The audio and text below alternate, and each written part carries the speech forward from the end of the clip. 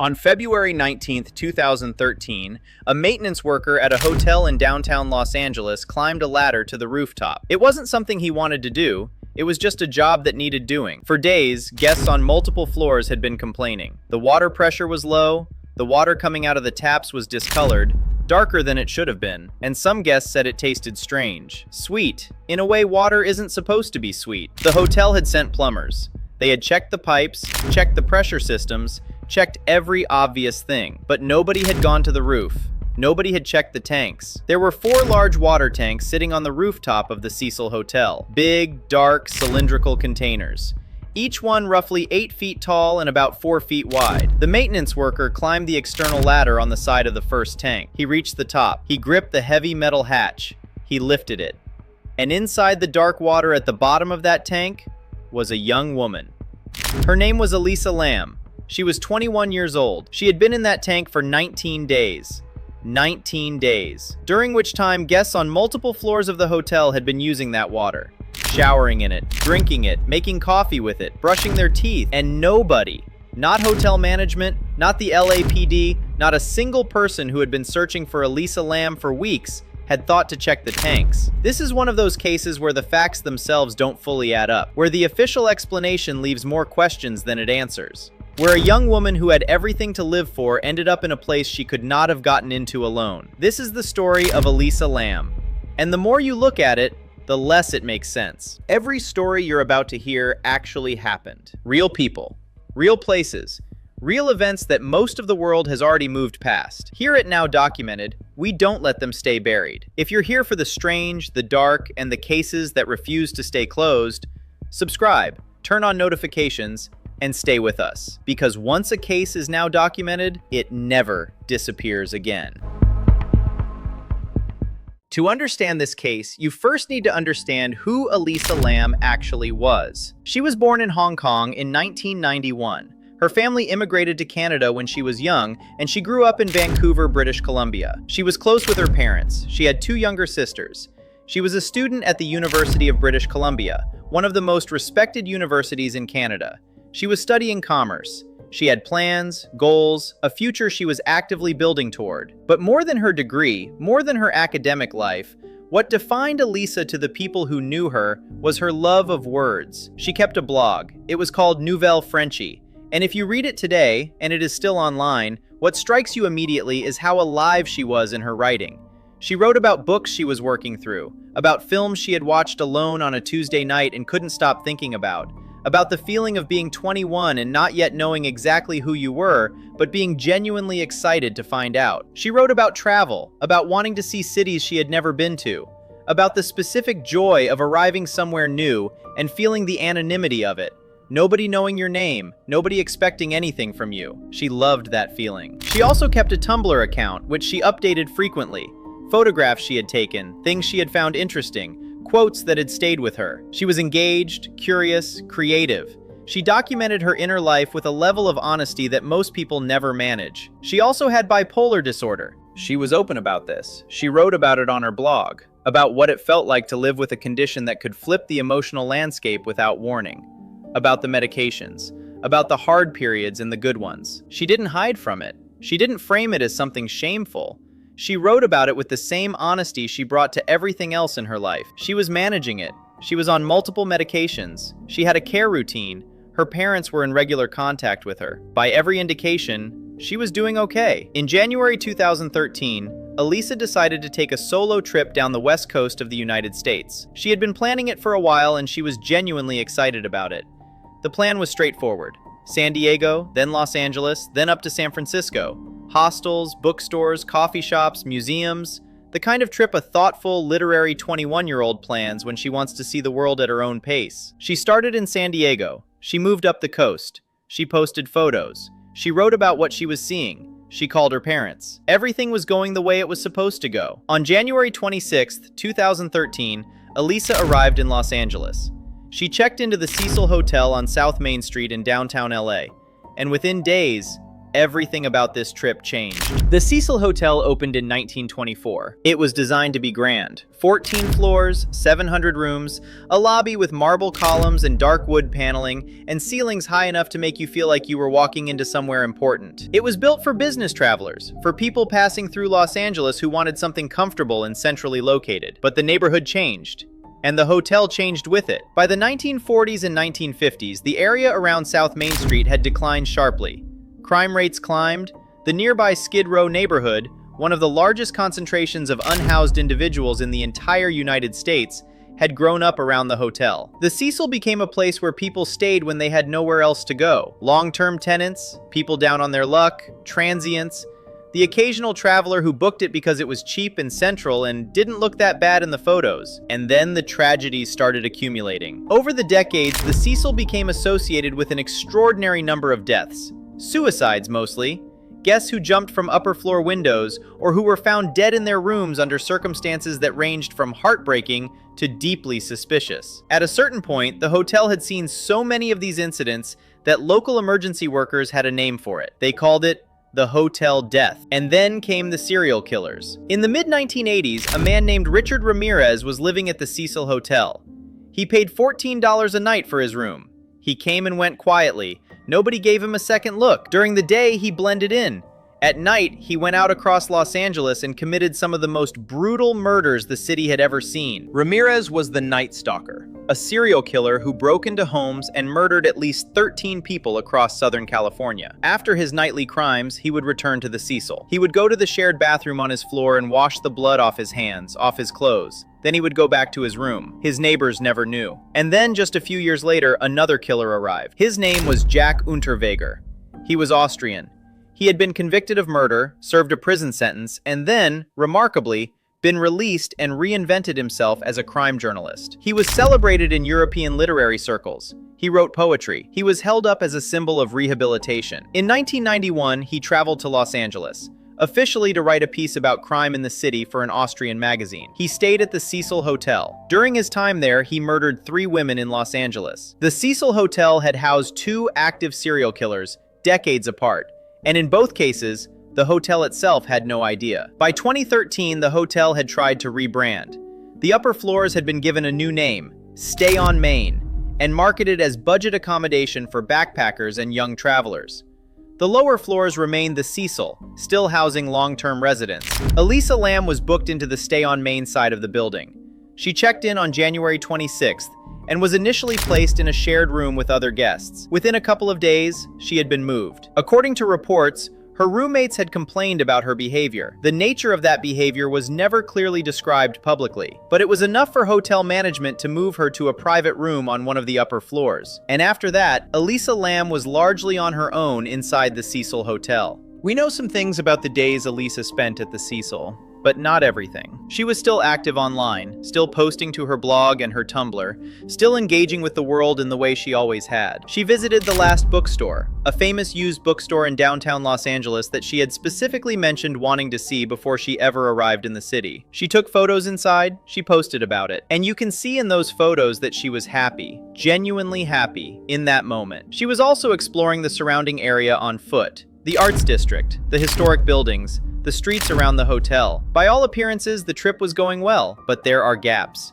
periods of time unaccounted for, stretches where nobody knows exactly where she was or what she was doing. The hotel had no clear record of her movements during certain parts of those days. Whether she was in her room or had slipped out through an exit without camera coverage, investigators couldn't say for certain. And her parents, who had been in daily contact throughout the entire trip, began to notice a change. The calls, which had been reliable and consistent, became less frequent around January 30th. And then on the 31st, the calls stopped entirely. Her parents tried to reach her. Calls went unanswered. Messages went unread. They contacted the hotel. Staff checked on the room.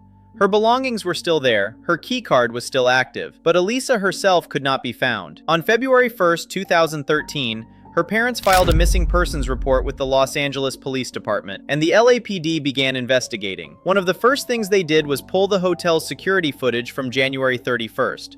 the last confirmed day of contact with Elisa. What they found on that footage would eventually be seen by millions of people around the world. The footage is 2 minutes and 18 seconds long. It's in black and white. The image quality is the standard grainy resolution of hotel security cameras.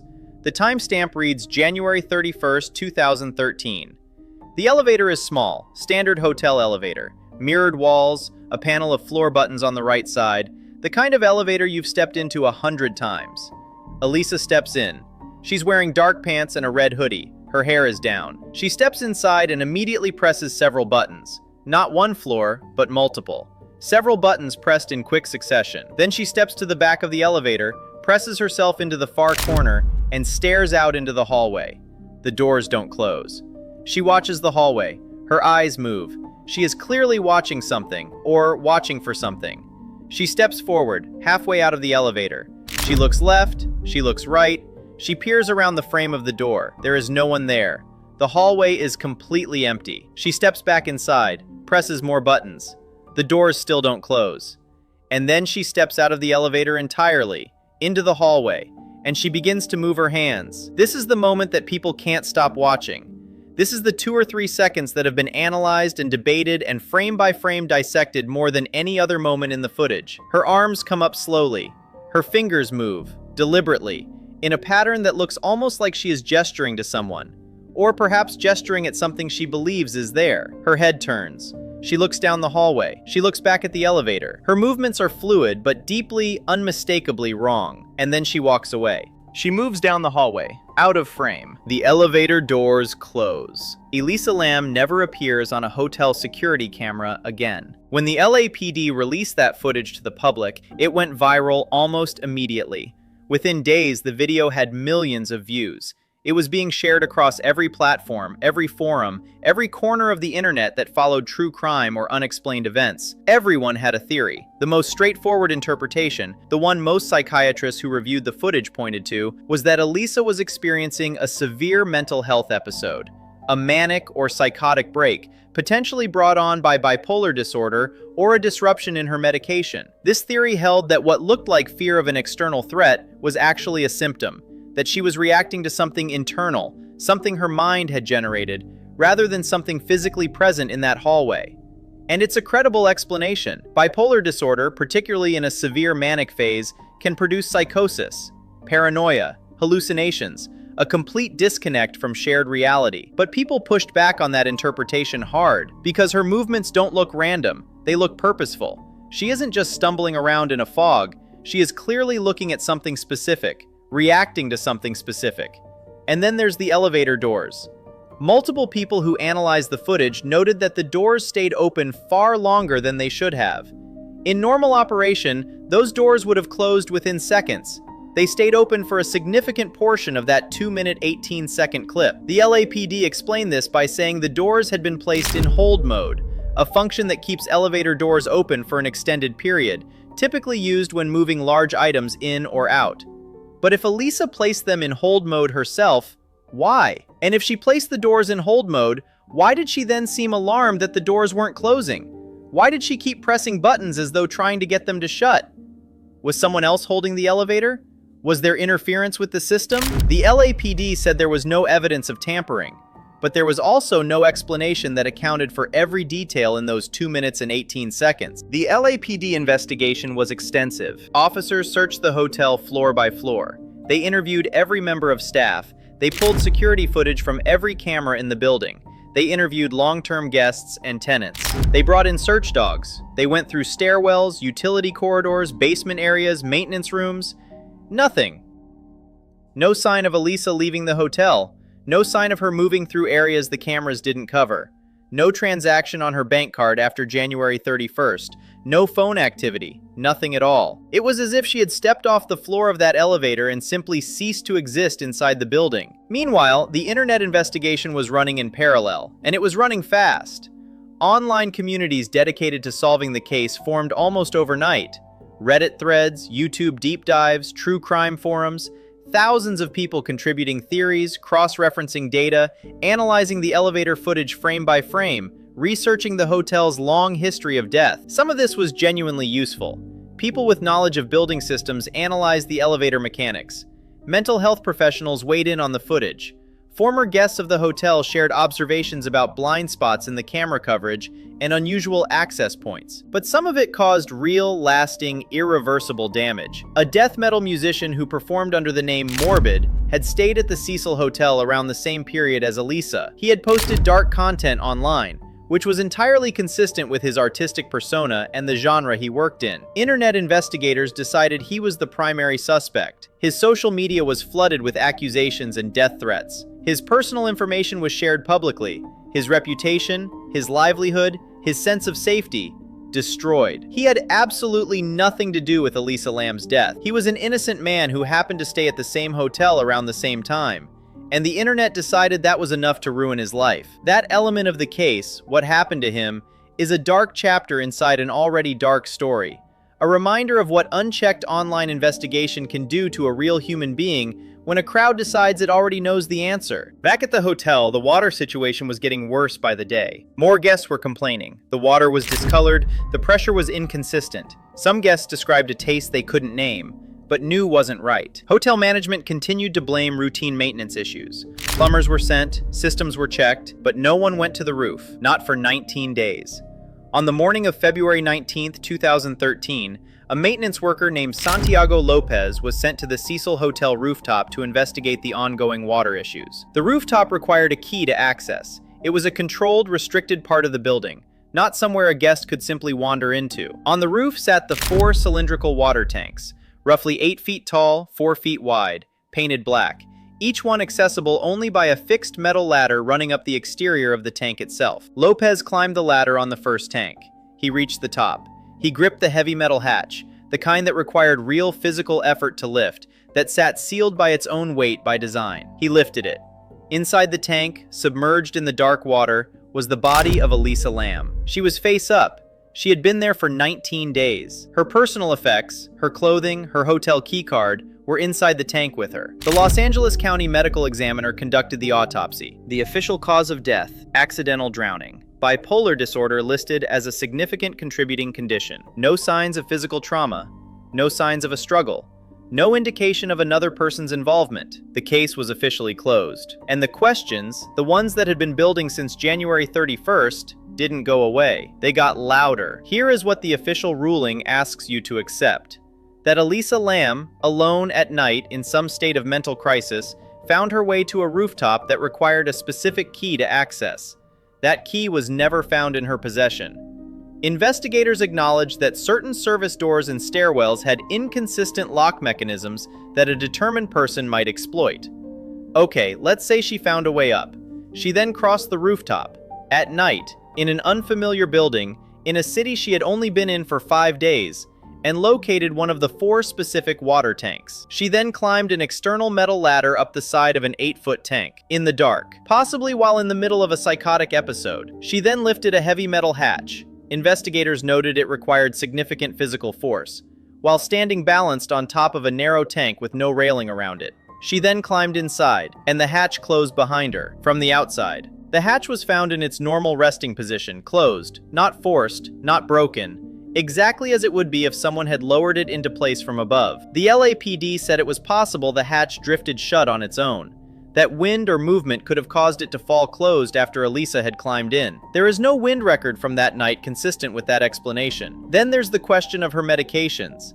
The toxicology report found several psychiatric medications in Elisa's system, the medications she had been prescribed, but some of them were present at lower levels than would be expected if she had been taking them correctly in the days before her death. Did she stop taking them? Did she run out? Had a mental health crisis been building for days before that elevator footage was ever captured? Or, and this is a question forensic specialists raised quietly, had 19 days submerged in water degraded or diluted whatever was in her system, changing the picture that the toxicology report showed? The medical examiner's office said they were confident in their methodology, but the question has never been fully put to rest. And then there is the coincidence. At the time of Elisa's disappearance, there was an active tuberculosis outbreak in the Skid Row neighborhood directly surrounding the Cecil Hotel. Public health workers were on the ground, testing people in the area. The primary diagnostic test used for tuberculosis at that time was called LAM ELISA. The test shared her exact name. Is it meaningful? Almost certainly not. It's a genuine coincidence. The test was named using a technical acronym unrelated to any person. But in a case where almost nothing makes clean, rational sense, a coincidence like that sits in the back of your mind and does not leave. After Elisa's body was found, her Tumblr blog kept updating. She had scheduled posts in advance, a feature the platform allowed where you could queue content to publish automatically on future dates. So for weeks after she was found dead in that water tank, her words kept appearing online. Photographs she had taken, quotes she had loved, observations about the world she was no longer in. The internet watched her blog update in real time, not knowing she was already gone. In 2021, Netflix released a documentary, Crime Scene: The Vanishing at the Cecil Hotel. It brought the case back to the surface. New interviews, a deeper look at the hotel's history, and an honest, difficult examination of the harm that amateur internet investigation had caused, particularly to the musician wrongly accused, whose life had been dismantled by strangers who believed they were solving a crime. The documentary didn't solve anything. No documentary could. Because the honest truth is this: we do not have a complete, clean explanation for how Elisa Lam ended up inside that water tank. The official ruling is accidental drowning, mental health crisis, case closed. And maybe that's right. Maybe a young woman in the grip of a psychotic episode found her way to the roof, climbed that tank, got inside, and the hatch fell closed in a moment she could not have anticipated or survived. Maybe. But there are investigators, experienced, credible ones, who have reviewed the physical evidence and said privately that they could not reconcile every detail with the official conclusion. Who looked at that hatch, at that ladder, at the specific physical logistics of a person in a disturbed mental state navigating a locked rooftop, an 8-foot tank, a sealed lid, and came away with more questions than answers. Elisa Lam was 21 years old. She loved books and cities and writing and the feeling of arriving somewhere new. She was honest about her struggles. She was building a life she was genuinely excited about. She called her parents every day, until she didn't. She deserved answers. She deserved someone to find her sooner. And 19 days after she disappeared from that elevator, guests at the Cecil Hotel were still drinking the water. If this case has stayed with you, it should. The Elisa Lam case is one of those stories where the more you learn, the less settled you feel.